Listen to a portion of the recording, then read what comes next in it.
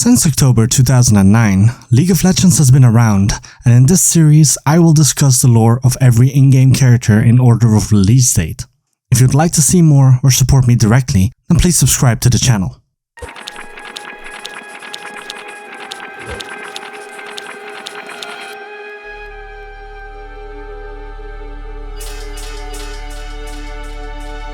You can't milk those! Alistar was raised amid the Great Barrier Mountain's Minotaur clans.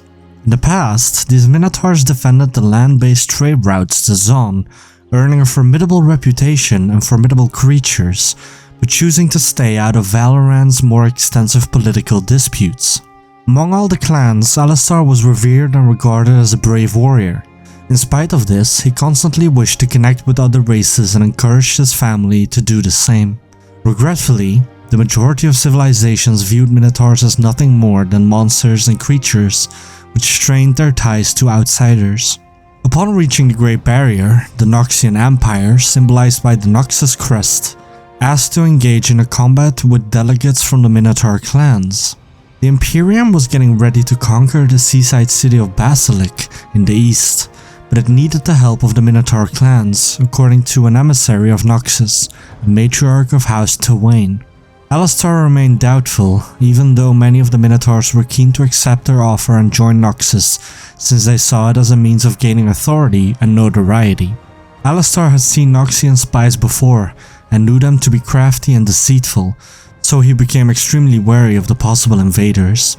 Upon hearing Twain's plea for assistance from the Minotaurs, Alistar's tribe dispatched him along with 50 of their most formidable fighters to confront the matriarch face to face, to decline her partnership on the clan's behalf. Most of the major Minotaur clans had already sworn allegiance to Noxus when Alistar arrived to declare his clan's stance on the matter. The clan delegates betrayed Alistar, attacked him and his troops on behalf of their new Noxian masters, perceiving Alistar and his clans as oppositions against the Noxian rule.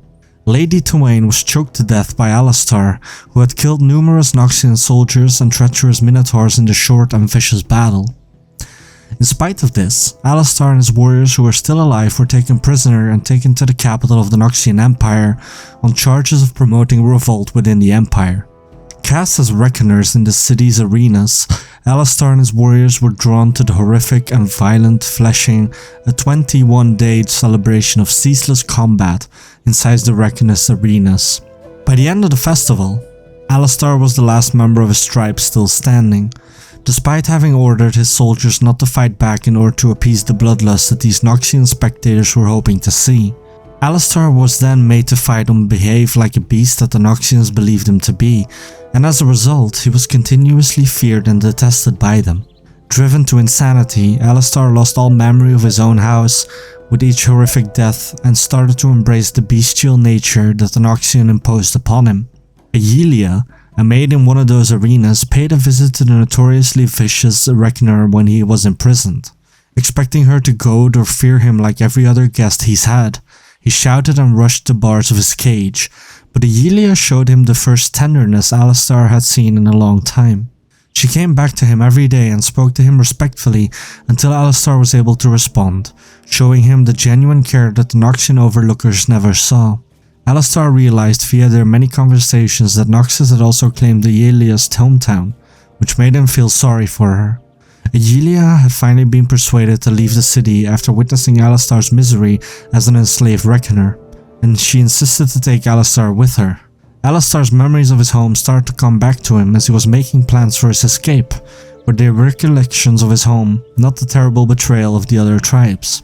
Their escape plan started when Aelia gave Alistar the key to his cell. They sped to a river where a cargo boat was waiting for them, prepared to take them out of town. Unfortunately, no sooner had they boarded than Noxian agents emerged from the shadows to launch an assault. Alistar threw himself into combat out of a desire to save his sole companion who was still alive, Aelia, but he quickly lost himself in his own fury and bloodlust. Alistar was too consumed by his anger to hear or notice Aelia's repeated pleas for him to calm down and come with her. The cargo boat had already departed, and Aelia was nowhere to be found when Alistar killed the assailants. Fearing that Aelia had been kidnapped or killed, Alistar instead headed south on foot without the boat. A few weeks following Alistar's escape, the disgraced General Jericho Swain led a coup in the politics. After Jericho Swain upended the Empire, there were significant changes made to the Reckoning Arena's culture and Noxus' governmental system. This led to the dramatic escape of Alistar from the stadiums being mostly forgotten. Fearful of being discovered for his misdeeds, Alistar keeps moving through Noxian territory by himself as stealthily and invisibly as possible. Alistar stirs up unrest and defends those afflicted by the brutal Noxian government in every city. Alistar aspires to absolve himself of the guilt he feels for the terrible deeds he did as a reckoner with each act of compassion he does for the oppressed people in these lands. Alistar continues to search for the servant girl who set him free all those years ago by asking for Aelia in every place he visits.